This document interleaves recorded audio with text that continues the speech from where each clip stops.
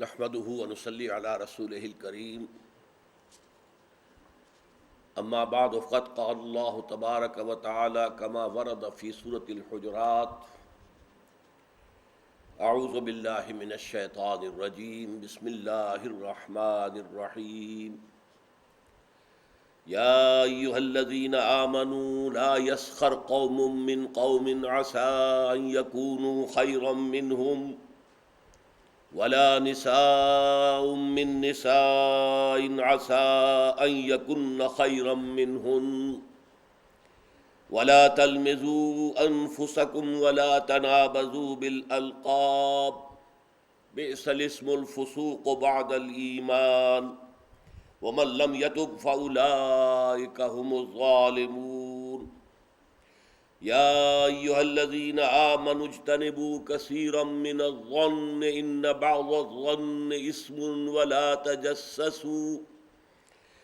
تجسسوا ولا يغتب بعضكم بعضا أيحب أحدكم أن يأكل لحم أخيه ميتا فكرهتموه واتقوا الله إن الله تواب رحيم صدق الله العظيم رب اشرح لي صدري ويسر لي امري واحلل عقدة من لساني يفقهوا قولي اللهم ربنا الهمنا رشدنا واعصمنا من شرور انفسنا اللهم ارنا الحق حقا وارزقنا اتباعه وارنا الباطل باطلا وارزقنا اجتنابه اللهم وفقنا لما تحب وترضى آمین یا رب العالمین۔ سورہ حجرات کی یہ دو آیات جو ابھی میں نے تلاوت کی ہیں، آیت نمبر 11 اور 12،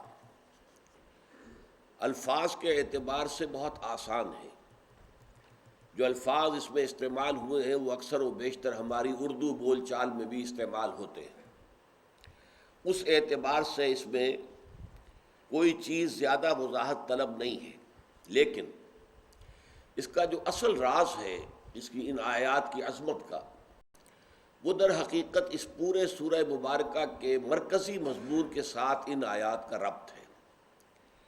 دوبارہ ذہن میں تازہ کر لیجئے کہ یہ سورہ مبارکہ مسلمانوں کی حیات اجتماعی یا حیات ملی یا ریاستی اور سیاست کی سطح پر جو زندگی ہے اس کے اہم اصولوں سے بحث کرتی ہے۔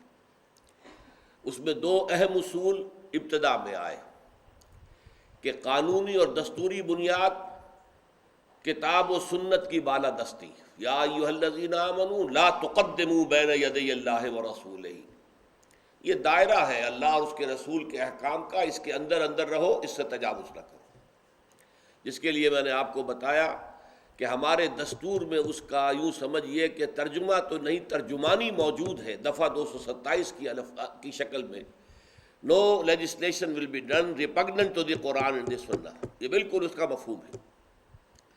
دوسرا مضمون، دوسرا ستون جو ہے حیات ملی کا، وہ ہے حضور کی مرکزی شخصیت۔ جتنی حضور کے ساتھ وابستگی ہوگی، جتنا حضور سے قرب ہوگا، اتنے ہی سب لوگ بھی آپس سے قریب تر ہو جائیں گے۔ ظاہر بات ہے ایک مرکز کے اندر، ایک دائرے کے اندر جو مرکز ہوتا ہے، جب آپ مرکز کی طرف بڑھتے جائیں گے اس کے سرکمفرنس سے، تو گویا کہ فاصلے کم ہوتے چلے جائیں گے۔ نقطہ جامعہ جو ہے وہ مرکزی نقطہ، اس پر جا کر سب ایک ہو جائیں گے۔ اس حوالے سے ہماری ثقافت، ہماری تہذیب، ہماری حیات ملی کے اندر یکجہتی، اس کے اعتبار سے حضور کا احترام، حضور سے محبت، حضور کا ادب، حضور کی تعظیم، یہ تمام چیزیں ایک اصول کے طور پر ہیں۔ اس کے بعد اس حیات اجتماعی کو مضبوط رکھنے کے لیے 8 حکم دیے گئے، 2 بڑے اور 6 چھوٹے۔ بڑے حکم نمبر 1، کبھی بھی محض افواہوں کے اوپر کوئی اقدام نہ کیا جائے، خاص طور پر جب کہ وہ افواہ جو ہے وہ کچھ فاسق و فاجر لوگوں نے اڑا دی ہو۔ اگر تو کوئی واقعتاً ابوبکر صدیق جیسے کردار کا حامل کوئی شخص خبر لے کر آئے تو اس کی تحقیق و تفتیش کی ضرورت نہیں ہے۔ عام آدمی جو فاسق اور فاجر بھی ہے، اس کی لائی ہوئی کسی خبر پر اعتماد کر کے اقدام نہ کیا جائے۔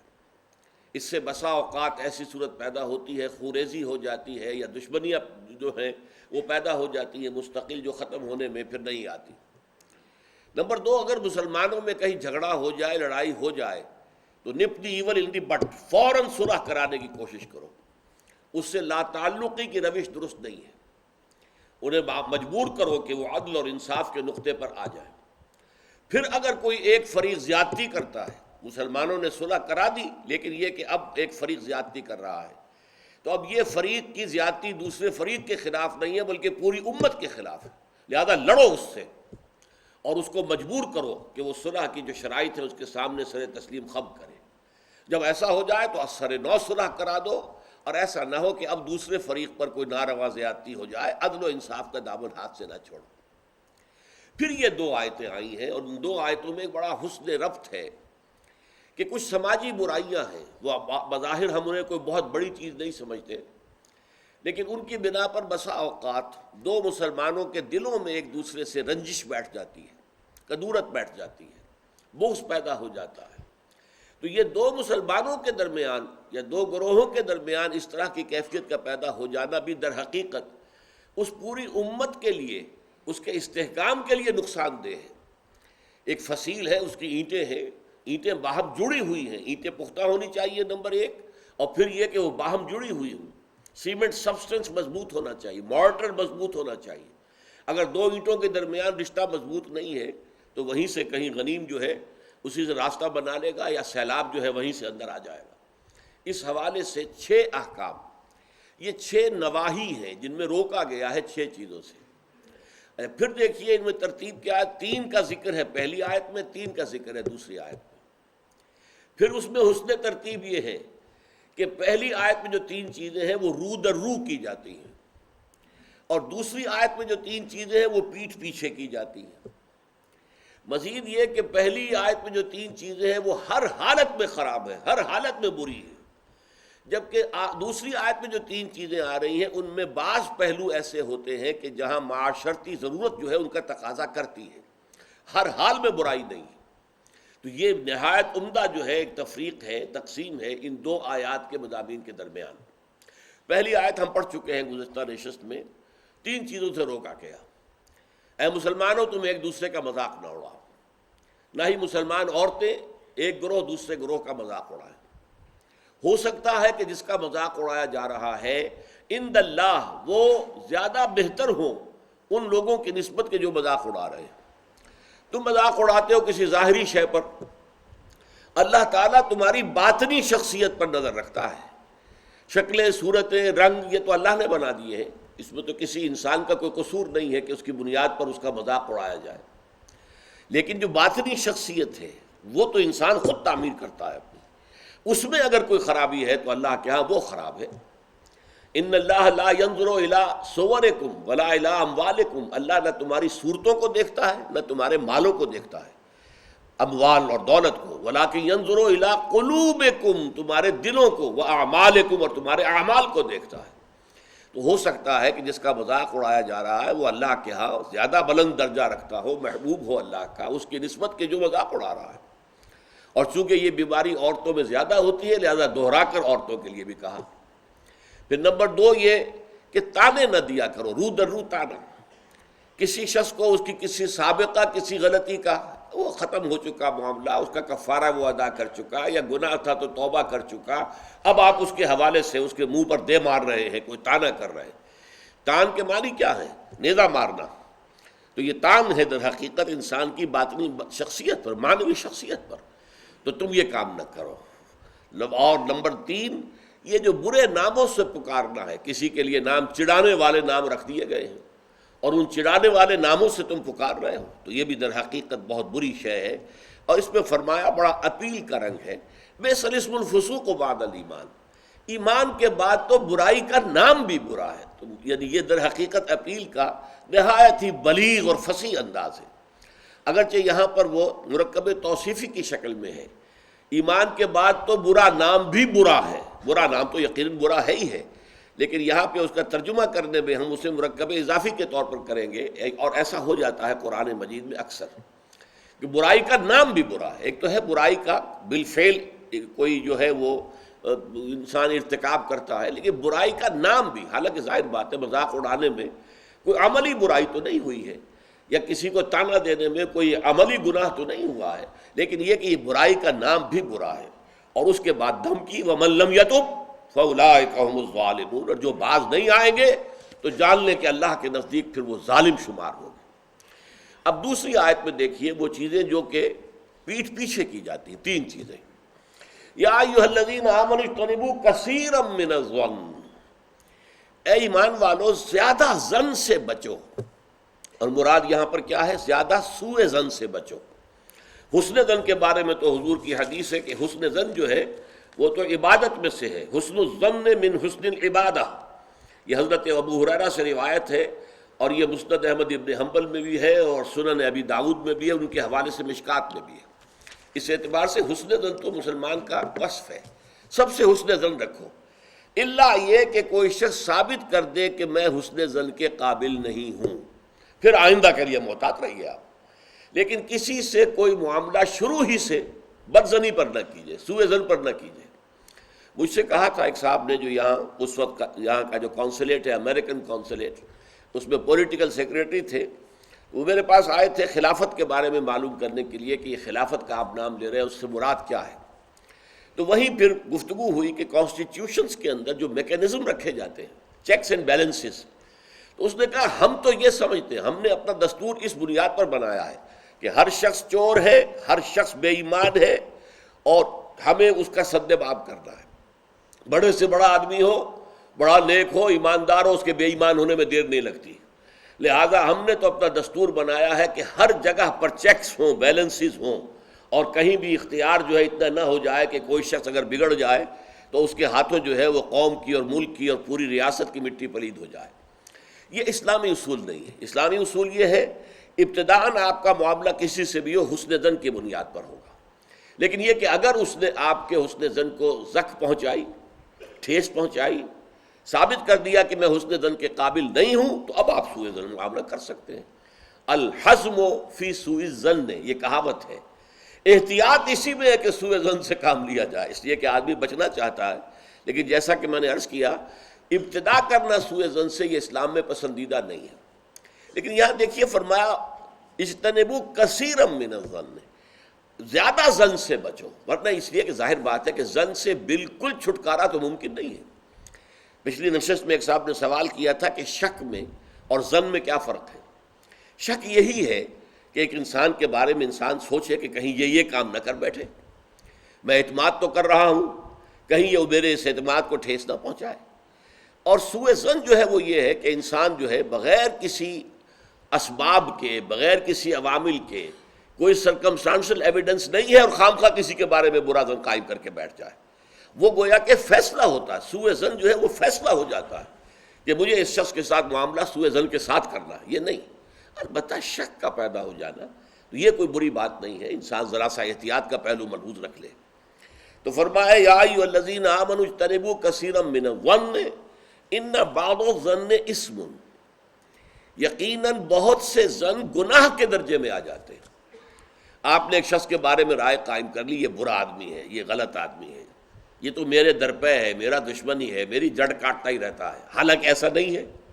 نتیجہ کیا ہوگا؟ آپ کا طرز عمل اپنے سوء ظن کی بنیاد پر ہو جائے گا۔ ہر وقت جو ہے آپ کے طرز عمل سے ظاہر ہوگا وہ سارا آپ کے اندر جو بھرا ہوا مواد ہے، اور اس سے ہو سکتا ہے وہ دوسرے شخص کی خامخواہ دل شکنی ہو، اس کے احساسات مجروح ہوں، اور تمہارے حصے میں اللہ کی طرف سے، اللہ کی جانب سے اعمال نامے میں گناہ کا اندراج ہو جائے کہ ایک شخص کے خلاف خامخواہ اس نے سوء ظن کیا، جبکہ اس کے لیے کوئی آثار نہیں تھے، اس کے لیے کوئی بنیاد نہیں تھی۔ تو ان بعض الظن اثم، بعض ظن جو ہے وہ تو گناہ کے درجے کو پہنچ جاتے ہیں۔ نمبر 2 بات جس سے روکا گیا اس آیت میں، ولا تجسسوا، تجسس نہ کرو۔ اب تجسس کیا ہے؟ چھان بین کرنا، تفتیش کرنا۔ ظاہر بات ہے کہ بعض معاملات میں تو یہ ہماری ضرورت ہے، تجسس سے تو ظاہر بات ہے کہ کوئی چارہ کار ہی نہیں ہے۔ آخر مجرموں کی تفتیش ہوتی ہے تو تجسس اس میں ہوتا ہے، ایک دوسرے کے ملک کی جاسوسی ہوتی ہے، وہ بھی در حقیقت اپنی حفاظت کے لیے ہوتی ہے کہ وہاں کیا کچھ تیاریاں ہو رہی ہیں تاکہ ہم کو بندوبست کر سکیں اس کے توڑ کا۔ تو تجسس ہر حال میں برا نہیں ہے۔ اسی طرح ایک بہت بڑا اخلاقی مسئلہ پیدا ہو گیا تھا جب جمع حدیث کا معاملہ شروع ہوا ہے، آپ کو معلوم ہے کہ حضور نے اپنے حیات طیبہ کے دوران تو احادیث کو لکھنے سے روک دیا تھا۔ آپ کا حکم تھا لا تکتبوا عنی الا القرآن، مجھ سے کوئی شے نہ لکھو سوائے قرآن کے، اس لیے کہ اندیشہ تھا کہ گڑبڑ نہ ہو جائے کہیں۔ جیسے کہ آپ کو معلوم ہے کہ انجیل میں حضرت مسیح کا کلام، حضرت مسیح کی سیرت اور انجیل جو حضرت مسیح پر نازل سب گڑبڑ ہیں آپس میں۔ یہ بتانا مشکل ہے کہ کون سی اس میں وحی ہے، کون سا حضرت مسیح کا اپنا ذاتی کلام ہے، اور کون سی در حقیقت جو ہے اللہ تعالیٰ کی طرف سے وحی آئی ہے، اور کون سے صرف واقعات ہیں حضرت مسیح کی سیرت کے۔ مشکل ہے۔ یہی کام ہو سکتا تھا اگر ان چیزوں کو گڑبڑ کر دیا جاتا۔ اللہ کے فضل و کرم سے اسلام میں کیا ہوا ہے، قرآن علیحدہ معین، بالکل معین، پھر احادیث حضور کے اقوال و افعال کو جمع کر دیا، وہ علیحدہ معین، پھر فقہ مرتب ہوئی اور اس کو بھی ترتیب دے دی گئی، سیرت علیحدہ مرتب ہوئی۔ سیرت میں عام طور پر ان احادیث کو بھی قبول کر لیا گیا، روایات کو جو زیادہ مضبوط نہیں ہے، زیادہ مستند نہیں ہے۔ حدیث کی کتابوں میں ان روایات کو قبول نہیں کیا گیا، کیونکہ حدیث سے احکام نکلنے ہیں، شریعت کا منبع بنے گی حدیث، لہذا یہاں جو ہے بڑی چھان بین کی ضرورت تھی۔ تو جب محدثین نے یہ چھان بین شروع کی راویوں کے بارے میں، فلاں شخص نے فلاں سے روایت کی، اب وہ جاتے تھے اور پتہ کرتے تھے ماحول میں اس شخص کا کردار کیسا ہے، اپنے ماحول میں اسے کیسے پہچانا جاتا ہے، ایک نیک اور شریف اور سچے انسان کی حیثیت سے یا جھوٹے اور دغاباز انسان کی حیثیت سے، اس کے لیے تفتیش کرتے تھے۔ کیونکہ اگر اس کا کردار اچھا نہیں ہے، اگر اس کی شہرت اچھی نہیں ہے، تو پھر ہم اس سے حدیث نہیں سنیں گے۔ کیا پتہ اس نے اس حدیث میں ملاوٹ کر دی ہو، کیا پتہ اس نے خود اپنی جی سے گھڑ لی ہو۔ تو یہ احتیاط کی گئی۔ اس پر بعض لوگوں نے جو درویش قسم کے تھے، نیک لوگ تھے، انہوں نے کہا یہ تم قرآن کے خلاف کر رہے ہو، لا تجسسوا، قرآن تو کہتا ہے کہ تجسس مت کرو، لوگوں کے حالات کی تفتیش و چھان بین نہ کرو۔ تو جواب دیا گیا نہیں، یہاں یہ در حقیقت ایک دینی ضرورت کے طور پر ہے، اور جواب بھی اسی صورت سے دیا گیا۔ وہ جو آیت ہم پڑھ چکے ہیں کہ یا ایھا الذین آمنوا ان جاءکم فاسق بنبأ فتبینوا ان تصیبوا قوما بجہالۃ فتصبحوا علی ما فعلتم نادمین۔ یہ آپ کو معلوم ہے کہ یہ آیت نمبر 6 ہے، اسی سورہ مبارکہ کی ہم پڑھ چکے ہیں۔ اہل ایمان، تمہارے پاس اگر کوئی فاسق آدمی، غیر متقی آدمی کوئی خبر لے کر آئے تو تحقیق کرو، چھان بین کرو۔ ایسا نہ ہو کہ تم اس کی خبر لائی ہوئی خبر پر اعتماد کر کے کوئی اقدام کر بیٹھو، کسی گروہ کے خلاف، کسی قبیلے کے خلاف جو ہے حملہ کر دو، اور پھر بعد میں تمہیں پچھتانا پڑے کہ خبر تو غلط تھی۔ تو اس دلیل سے پھر محدثین نے کہا یہ ہمارے لیے ایک دینی ضرورت کے طور پر کہ احادیث نبویہ سے شریعت کے احکام نکالے جائیں گے، تو ہم دیکھ لیں جو حدیث پیش کر رہا ہے اس کا کردار کیا ہے، اس کی سیرت بھی ہے کہ نہیں۔ اسی لیے ایک بہت بڑا علم انسانی تاریخ میں، یہ علم سوائے محمد صلی اللہ علیہ وسلم کی ذات مبارکہ کے اور کسی شخص کے بارے میں نہیں ہوا، جسے کہتے ہیں الرجال۔ یہ علم الرجال جو ہے کہ تمام جو صحابہ تابعین ان کی شخصیتوں کا پورا تجزیہ یہ کر دیا گیا۔ یہ سارا کام اس لیے کیا گیا ہے تاکہ معلوم ہو عن فلاں عن فلاں عن فلاں عن فلاں، اس پوری چین کے اندر کہیں کوئی شخص ایسا تو نہیں ہے کہ جو قابل اعتماد نہ ہو، تو اس کی پھر وہ حدیث صحیح نہیں قرار پائے گی، وہ مستند نہیں قرار پائے گی، اسے کہیں ضعیف احادیث میں لے آئیں گے۔ ٹھیک ہے، یہ ضعیف ہے، اور ضعیف احادیث جو ہے وہ اخلاقیات کے بیان میں استعمال ہو سکتی ہیں، لیکن ان سے کوئی شرعی حکم نہیں نکالا جا سکتا۔ شرعی حکم کا استنباط جو ہے وہ صحیح اور پختہ اور مستند احادیث سے ہوگا۔ تو یہ ہے تجسس کے بارے میں۔ البتہ جس چیز سے روکا گیا ہے وہ کیا ہے، بعض لوگوں کے مزاج ہوتے پرورٹڈ، جیسے آپ کو معلوم ہے کہ مکھی جو ہے وہ گندگی کی تلاش میں رہتی ہے، گندگی پر بیٹھے گی۔ کچھ لوگوں کا مزاج ایسا ہو جاتا ہے کہ وہ اس تلاش میں رہتے ہیں، ٹو میں رہتے ہیں، کہیں کوئی بری بات انہیں ملے تاکہ لے اڑیں اسے، اس کا پرچار کر دیں، اسے عام کر دیں۔ کہیں سے کسی شخص کی کسی غلط حرکت کا علم ہو گیا اور اس کو لے کے اب عام کر رہے ہیں، پھیلا رہے ہیں لوگوں کے اندر۔ یہ جو ہے تجسس اس لیے کرنا کہ آپ کے ہاتھ میں کوئی سکینڈل بنانے کا کوئی مواد آ جائے، کوئی طریقہ ایسا ہو جائے۔ تو یہ جو مکھی کی ذہنیت اور مزاج رکھنے والے لوگ ہیں، یہ ان کو روکا جا رہا، تجسس نہ کرو۔ بلکہ کہا گیا ہے کہ اگر تمہارے کسی بھائی کا عیب تمہارے سامنے کھل جائے تو پردہ ڈالو۔ تم اگر دنیا میں اپنے کسی بھائی کے عیب کی پردہ پوشی کرو گے تو قیامت کے دن اللہ تعالیٰ تمہارے عیوب کی پردہ پوشی کرے گا۔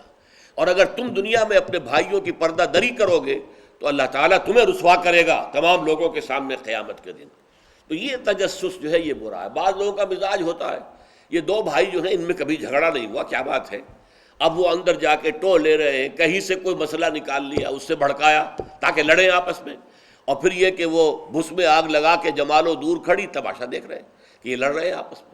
تو اس طرح کی پرورٹڈ جو ہیں بس شدہ شخصیتیں ہوتی ہیں بالفعل لوگوں کے اندر، اور یہ کن میں ہوتی ہیں؟ جن کے سامنے زندگی کا کوئی اعلیٰ نصب العین ہے ہی نہیں، کوئی اونچا آدرش ہے ہی نہیں، کوئی ہائی آئیڈیل ہے ہی نہیں۔ جن کے سامنے کوئی اونچا نصب العین ہے، کوئی ہائی آئیڈیل ہے، کوئی آدرش ہے بہت اونچا، وہ تو اس کام میں لگے رہتے ہیں، وہ ان چھوٹی چیزوں کی ان کو اس کی طرف متوجہ ہونے کا ان کے پاس وقت نہیں ہوتا۔ لیکن جن لوگوں کی زندگی کے اندر وہ اونچائی کی طرف تو کوئی رجحان ہے ہی نہیں، تو ظاہر بات ہے وہ تو پھر زمین ہی کے اندر دیکھیں گے، کیڑے مکوڑے انہیں نظر آئیں گے، یا گندگی جو ہے وہ اس کے بارے میں جو ہے اس کو لے اڑیں گے پھر بعد میں۔ اور تیسری چیز ہے وَلَا يَغْتَبْ بَعْضُكُمْ بَعْضًا، نہ ہی تم میں سے کوئی کسی دوسرے کی غیبت کرے۔ اب غیبت کیا ہے؟ کسی شخص کی غیر موجودگی میں اس کی کوئی برائی بیان کرنا، یہ غیبت ہے، یہ ہے اس کی ٹیکنیکل ڈیفینیشن۔ لیکن یہاں بھی جان لیجئے ہر غیبت غلط نہیں ہے۔ بس اوقات ایسا ہوتا ہے کہ آپ کا کوئی بھائی ہے، وہ کہیں رشتہ کرنا چاہ رہا ہے، اور وہاں کے بارے میں آپ کے پاس کوئی معلومات ہے ایسی جو اس بیچارے کے علم میں نہیں ہے، اور آپ اسے بتاتے ہیں کہ بھائی وہاں یہ معاملہ ہے، ذرا سوچ لو۔ تو اس میں در حقیقت غیبت نہیں ہے، بلکہ یہ اپنے اس بھائی کو کسی برائی سے بچانے کی کوشش ہے۔ اس میں اس کے ساتھ نصح اور خیر خواہی کا جذبہ ہے، نہ کہ ان کو بدنام کرنے کا جذبہ۔ اگر کوئی سبب ہے ہی نہیں اور آپ بیان کر رہے ہیں تو یہ غیبت ہے۔ لیکن اگر معاملہ اس طرح کا ہے تو ظاہر بات ہے اسی طریقے سے کوئی کسی قوم کے رہنما ہیں اور بڑی شخصیتیں ہیں، اب ان کے بارے میں یہ ہے کہ پبلک میں اگر آپ کو ان پر تنقید کرنی پڑے تو اس کے اندر بھی دیکھا جائے گا کہ وہاں اس کا ہونا ضروری نہیں ہے، وہ تنقید جو ہے آپ ملک اور قوم کی مصلحت میں کر رہے ہیں۔ تو گویا کہ اس طریقے سے غیبت کی ہر شکل جو ہے وہ حرام نہیں ہے۔ البتہ ایک خیال لوگوں کو بڑا غلط ہے، اور وہ میں ایک حدیث کے حوالے سے اس کا اضافہ کر دینا چاہتا ہوں۔ یہ حضور سے سوال کیا گیا کہ پوچھا گیا کہ غیبت کیا ہے۔ یہ حدیث ہے، مسلم شریف میں بھی ہے، ابو داؤد میں بھی ہے، ترمذی میں ہے، نسائی میں ہے، یہ حضرت ابو ہریرہ رضی اللہ تعالی عنہ سے۔ اور امام مالک نے ایسی ایک حدیث جو ہے موطا میں مطلب بن عبداللہ سے جو ہے روایت کی ہے۔ حضور سے پوچھا گیا کہ غیبت کیا ہے، آپ نے فرمایا ذکرو کا اخاک بما یکرہ، تمہارا اپنے بھائی کا تذکرہ کرنا کسی ایسے اعتبار سے جو اسے ناپسند ہو۔ اگر اس کے سامنے کرو گے اسے ناپسند ہوگا، اس کے علم میں آئے گا کہ میرے بارے میں یہ بات کہی گئی ہے تو اسے ناپسند ہوگی۔ ایسی بات کا اس کی غیر موجودگی میں بیان کرنا۔ اب قیلا کہا گیا، سوال کیا گیا، افرأیتا کہ حضور آپ ذرا غور کیجئے، ان کان فی اخی ما اقول، اگر میرے بھائی میں وہ شے واقعتاً موجود ہے جو میں کہہ رہا ہوں تو کیا اس صورت میں بھی غیبت ہوگی؟ قال، فرمایا حضور نے، غور سے سنیے، ان کان فیہ ما تقول فقد اغتبت ہو، اگر تو اس میں وہ برائی ہے جو تم کہہ رہے تو تم نے غیبت کی، وَإِن لَمْ يَكُنْ فِيهِ، اور اگر نہیں ہے اس میں وہ شے اور تم پھر بھی کہہ رہے ہو ما تقول فقد بہتہ، تو تم نے اس پر بہتان لگایا ہے، یہ تو دوہرا جرم ہو گیا۔ اس میں کوئی خرابی نہیں ہے، برائی نہیں ہے اور آپ بیان کر رہے ہیں تو یہ تو بہتان ہے۔ البتہ کسی میں کوئی برائی ہے، خرابی ہے، نقص ہے تو یہ در حقیقت جو ہے آپ کا اس کی غیر موجودگی میں بیان کرنا یہ غیبت ہے۔ تو اس اعتبار سے غیبت کی جو برائی ہے اس کو اچھی طرح سمجھ لیجئے، اور یہ ہمارے معاشرے کے اندر بہت پھیلی ہوئی ہے یہ شے۔ بلکہ یہ کہا جاتا ہے اور صحیح کہا جاتا ہے کہ وہ کئی کورسز کا ڈنر ہونے کے بعد جو ہے پھر جب گفتگویں ہوتی ہیں تو معلوم ہوتا ہے کہ سب سے زیادہ لذیذ ڈش جو ہے وہ ایک دوسرے کی غیبت ہے۔ اور ہوتا کیا ہے، شادی کا کہیں پر مجمع لگا ہوا ہے اور جو ہے وہ ابھی بارات نہیں آئی ہے یا کوئی اور مسئلہ ہے، بیٹھے ہوئے ہیں، تو جب 3 آدمی بیٹھے ہوں گے تو کسی اور کی غیبت کریں گے، اور جب ان میں سے ایک اٹھ کے چلا جائے گا تو اب یہ دونوں اس کی غیبت کریں گے۔ یہ ہمارے معاشرے کا عام رخ ہے، یہ ہمارا جو ہے یہ گویا کہ سب سے زیادہ ڈیلیشس ڈش جو ہے وہ غیبت ہے۔ تو اس کے لیے شدت کے ساتھ روکا گیا، اور اس کے لیے جو پھر تمثیل دی گئی ہے، اَيُحِبُّ أَحَدُكُم مَّن يَأْكُلَ لَحْمَ أَخِيهِ مَيْتًا فَكَرِهْتُمُوهُ، کیا تم میں سے کوئی شخص اسے پسند کرے گا کہ وہ اپنے مردہ بھائی کا گوشت کھائے؟ تو اس پر تو تمہیں گھن آ گئی، تمہیں بہت برا لگا۔ کوئی شخص گوارا کرے گا کہ اپنے مردہ بھائی کا گوشت کھائے؟ لیکن سوچئے کہ ایسی تمثیل کیوں دی گئی؟ یہ اللہ کا کلام ہے، بغیر کسی ربط کے تمثیل اور تشبیہ جو ہوتی ہے کسی ربط کی بنیاد پر ہوتی ہے نا، ورنہ تشبیہ اور تمثیل کا فائدہ کیا ہوا؟ ربط کیا ہے؟ جیسے ایک مردہ اپنے دفاع پر کے قابل نہیں ہے، آپ ادھر سے بوٹی کاٹ لیجئے، ادھر سے بوٹی کاٹ لیجئے، پڑا مردہ ہے، آپ پوری اختیار کے ساتھ جہاں سے چاہیں اس کی بوٹی اڑا لیں۔ اگر وہ زندہ ہو تو وہ ہاتھ لگانے دے گا آپ کو جسم کے اپنے کسی حصے پر۔ بعین ہی یہ معاملہ ہے، آپ کا بھائی موجود نہیں ہے اور آپ اس کی عزت پر حملہ کر رہے ہیں، مانوی شخصیت پر حملہ ہے۔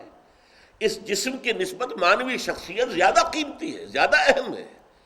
آپ اس کی مانوی شخصیت پر، اس کی عزت پر حملہ کر رہے ہیں اور وہ قادر نہیں ہے دفاع کرنے پر۔ اگر وہ ہوتا اور بات کرتے، اور یہ چیز پسندیدہ ہے، اگر آپ پبلک کے اندر اس کے منہ پر کہیے بات تو معلوم ہوگا، بلکہ اس میں جو پسندیدہ ترین بات ہے وہ یہ ہے کہ کسی بھائی کا کوئی عیب ہے، علیحدگی میں جا کر بتاؤ، بھائی تمہارے اندر مجھے یہ نقص نظر آ رہا ہے، برا نہ ماننا، میں نے تمہاری اصلاح کے لیے کہا ہے، مجھے تم سے کوئی قد نہیں ہے، دشمنی نہیں ہے۔ یہ نہایت پسندیدہ بات ہے۔ اس کو کہا گیا المسلم مرآۃ المسلم، ایک مسلمان دوسرے مسلمان کے لیے آئینے کے مانند ہے۔ جیسے آپ آئینہ دیکھتے دیکھتے رہے یہاں کوئی داغ لگا ہوا، دھبا لگا ہوا، آپ اسے دھو دیتے ہیں، ہٹا دیتے ہیں۔ اسی طریقے سے ایک مسلمان کو اپنے مسلمان بھائی کے لیے آئینے کے مانند ہونا چاہیے کہ وہ اسے اس کی خرابیوں پر، اس کی برائیوں پر مطلع کر دے۔ لیکن یہ اطلاع جو ہے یہ ہوگی خلوص کی بنیاد پر، خیر خواہی کی بنیاد پر، اسے ذلیل کرنے کے لیے نہیں، اسے بدنام کرنے کے لیے نہیں، بلکہ یہ کہ اس کے سامنے علیحدگی میں، تنہائی میں بات کی جا رہی ہے۔ البتہ اس کی غیر موجودگی میں بات کی جائے وہ غیبت ہے، اور وہ بالکل صحیح تمثیل ہے جو قرآن نے استعمال کی ہے، صحیح ترین تمثیل ہے۔ اَيُحِبُّ أَحَدُكُمْ أَن يَأْكُلَ لَحْمَ أَخِيهِ مَيْتًا فَكَرِهْتُمُوهُ، کیا تم میں سے کوئی شخص پسند کرے گا اپنے مردہ بھائی کا گوشت کھائے؟ بالکل اسی طریقے سے وہ تمہارا بھائی جو محفل میں نہیں ہے، وہ اپنی عزت کے دفاع پر قادر نہیں ہے۔ اگر وہ ہوتا تو کہتا بھائی آپ غلط کہہ رہے ہیں، آپ کو مغالطہ ہوا ہے، بات یوں نہیں تھی، یوں تھی، کوئی ایکسپلین کرتا، کوئی اپنا دفاع کرتا، کوئی اپنی شخصیت کا، اپنی عزت کا تحفظ کرتا، لیکن وہاں نہیں ہے وہ تو اپنے تحفظ پر قادر نہیں ہے۔ لہذا یہ غیبت در حقیقت مانوی سطح پر وہی شے ہے جو مادی سطح پر کسی مردہ بھائی کا گوشت کھانا ہے۔ فَكَرِهْتُمُوهُ، یہ تو تمہیں بہت برا لگا یہ بات۔ بلکہ اکثر لوگ کہیں گے کہ ایسی مثالیں جو ہیں، کیا ماذا اراد اللہ بہذا مسئلہ، ایسی تمثیل دینا، کہیں گدھے کی تمثیل دی گئی ہے قرآن مجید میں، وہ یہودی جن کے اوپر تورات کا تو بار تو لدا ہوا ہے، تورات پر عمل نہیں کرتے، تو ان کی مثال کیا ہے؟ کمثل الحمار یحمل اسفارا، وہ تو ایسے ہے جیسے کہ گدھا ہے، اس کی پیٹھ کے اوپر کتابوں کے انبار لگے ہوئے ہیں، گٹھری باندھ کر جو ہے مکالمات افلاطون لکھی ہوئی ہے، یا انسائکلوپیڈیا برٹانیکا کی گٹھری باندھ کے رکھ دی گئی ہے، اسے کیا فائدہ؟ اسی طرح سورہ اعراف میں کتے کی مثال دی گئی ہے، کہیں مچھر کی مثال دی گئی ہے، کہیں بکری کی مثال دی گئی ہے۔ تو مثالیں جو ہوتی ہیں وہ مانوی ربط کے اعتبار سے ہوتی ہیں، یہ نہیں دیکھا جاتا کس چیز کی مثال دی جا رہی ہے، جس چیز کے لیے مثال دی جا رہی، مشبہ لہو اور مشبہ بہی، کس چیز کے ساتھ تشبیہ دی جا رہی ہے، کس لیے دی جا رہی ہے۔ اَيُحِبُّ أَحَدُكُمْ أَن يَأْكُلَ لَحْمَ أَخِيهِ مَيْتًا فَكَرِهْتُمُوهُ وَاتَّقُوا اللَّهَ، اللہ کا تقوی اختیار کرو۔ اس لیے کہ سارے احکام کی روح جو ہے وہ تقوی ہے۔ احکام دھرے رہ جائیں گے، رکھے رہ جائیں گے، کتابوں میں لکھے رہ جائیں گے، اگر اپنے اندر تقوی نہیں ہے، برائی سے بچنے کا ارادہ نہیں ہے، اللہ کے عذاب سے بچنے کا مستقل پختہ مصمم ارادہ نہیں ہے، تو کوئی فائدہ نہیں ان چیزوں کا، بھینس کے آگے بین بجانا ہو جائے گا۔ واتقوا اللہ ان اللہ تواب الرحیم، اللہ کا تقوی اختیار کرو، اور دیکھو اللہ بہت توبہ کا قبول کرنے والا ہے اور بہت رحم فرمانے والا ہے۔ تو دیکھو اگر تمہارے سے یہ خطائیں ہو رہی ہیں، تمہاری شخصیت کے اندر اگر یہ خرابیاں ہیں، تم ان برائیوں کے عادی ہو، تو ان سے اپنے آپ کو پاک کرو، صاف کرو، توبہ کرو، اور اس میں امید دلا دی کہ اللہ تعالیٰ بہت توبہ کو قبول فرمانے والا اور رحم فرمانے والا ہے۔ بارک اللہ لی ولکم فی القرآن العظیم ونفعنی وإیاکم بالآیات والذکر الحکیم۔